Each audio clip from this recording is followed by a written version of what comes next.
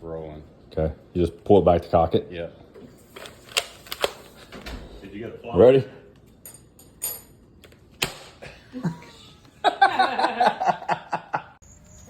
Good evening, everybody. Hope you're having a great day.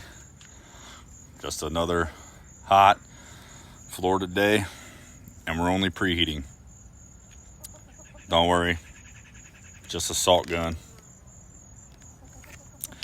Day 23. There's a moment after you finish a job. You wipe your hands, you look at your work, and think, I did that. And it feels good. Feels right. Plumbing gives you that pride every single day. Whether it's a clean install or a tough repair, you know your work matters. It's not just pipes, it's protection, health, it's comfort. Damn, that kind of pride doesn't come from pushing papers. It comes from getting your hands dirty and doing things right. Hope you all have a great night.